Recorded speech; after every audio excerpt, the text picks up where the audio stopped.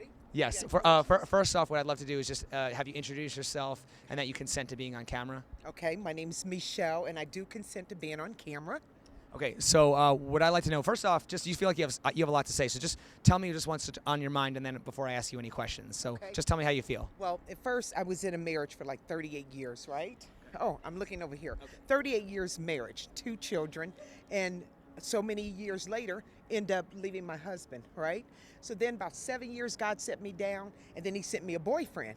So this guy that came, he was like a player, always with all these different women and all of that. And I was like, oh, so I heard you're a player. And I was like, okay, well, I'm a coach, right? And so we started this relationship, and I found out that I am so naive after being married for 38 years, 2 children later, being in a relationship with a guy that used to be a player, and he kind of changed because God changed him.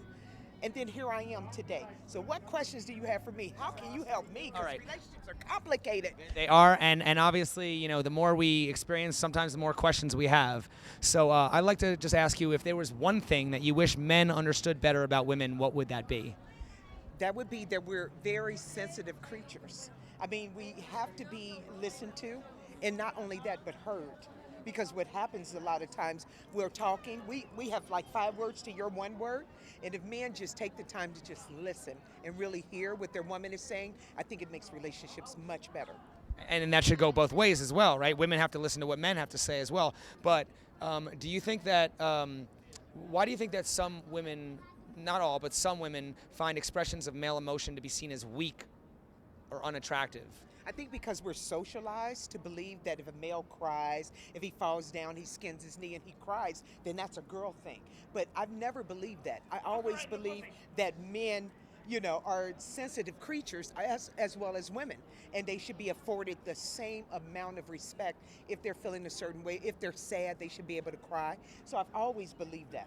And those people that don't is because they've been socialized to think that there's gender specific things, trucks and dolls, cakes and hammers. So I think that's where society we fall short at. Do you believe that being in love requires you to be vulnerable? Yes, I do. Very much so.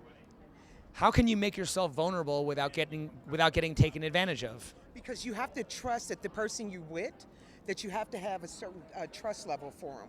You have to believe that their intentions is not set out to hurt you or to destroy you. And most women, we're guarded. So that's what happens a lot of times because we've been hurt before. So then we get this new guy in our life, and then all of a sudden we're really guarded. But you have to let your guard down. You have to become vulnerable and trust the fact that you're going to be taken care of no matter what, even if the relationship doesn't work out. I mean, obviously, we've all had our hearts broken. I'm sure you've had your heart broken before, right? Have you? Well, I've only been with 2 guys. My husband for all those years, I think I kind of broke his heart because I left, because the relationship was no longer working. And then the second guy that I'm with now, my boyfriend that I'm with now, he hasn't broke my heart yet. So I haven't had my heart broken yet. But I mean, I would say it's a pretty universal thing. A lot of people have had their hearts broken. So I asked them, and maybe this has happened, maybe it hasn't. But have you ever unfairly punished a potential suitor based on previous bad experiences? Of course I have. I didn't date for 7 years after I was married. I never gave anybody a chance. I may have missed some really good opportunities with a guy, but I never gave him a chance. So your most recent love interest, what was the one thing that he did that first sparked your interest and said, I'm going to give this guy a chance? Well, it wasn't what he did. It was what the relationship that I have with God, a spiritual relationship I had. And God was like, he's the one. I couldn't believe it, And so he didn't do anything but show up, at a time in my life where I think God was saying that he's the guy for you. He's ready. You're ready for this.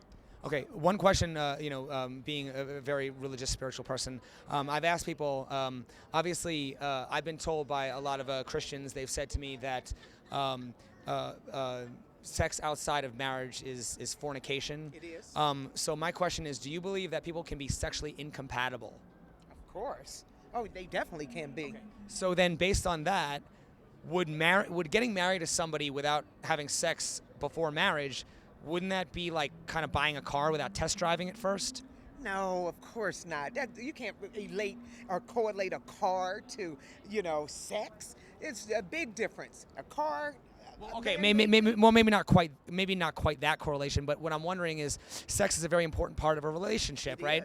is. So my question is then, would you want to take that risk to marry somebody and then find out you can be sexually incompatible, which you just said that people can be, and it's a very, is that worth a risk taking? I think it is. I think if you're intimate with this person on different levels, then you have opportunity to really get to know this person. When I started dating him, I lived in California. So all we did was talk on the phone, talk on the phone, talk on the phone, And for months and months, we had no sexual encounters. What we did was have a meeting of the minds and our spirits met.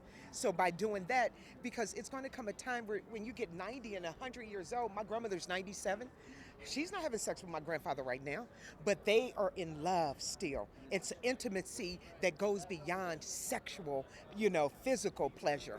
So, Well, like I said, people define relationships all different types of ways. So I mean, yeah, I can definitely see that point. Now, you said you were married, right? yes. Okay. Would- what is your take on the expression "happy wife, happy life"? I think you hold your own happiness. And regardless of whatever the other person is doing, you're responsible for your emotional, spiritual well being, right? So nobody else holds that. And if you give somebody else that much power to do that, then you're selling yourself short. Because I'm happy every day I wake up, regardless of whatever I've gone through the night before. If we've had a spat or an argument, I wake up happy because I hold my happiness. Nobody has ever gifted me that but God. And so, me being gifted that, I don't believe in happy life, happy wife, and all that. I believe in happy person, makes happy person. Or what would your thoughts be if I said, maybe we could change that to happy spouse, happy house? Okay, it would still probably be the same. I think it's responsibility of two people coming together, working simultaneously together in order to bring about, enhancement of each other. Not so much as depending on the other person to make that one person happy. Why do you think that some people let themselves go after marriage? Oh my God, I see it all the time, right? I think they become comfortable. I think they become comfortable with themselves, and this is how they really wanted to be for years, but they had to put up this mask and have this facade up in order to, catch the fish, right? They had to find somebody, but then all of a sudden they stopped doing the things they did in order to keep the relationship. And I think that's because they become unhappy with themselves. So a lot of people say people become too comfortable, and my next question to that would be, what's the difference between becoming too comfortable and being lazy? Pure laziness is just not getting up and doing anything. Being comfortable with who you are in your skin is a totally different position. Like for myself, I'm much older. I'm way older, right?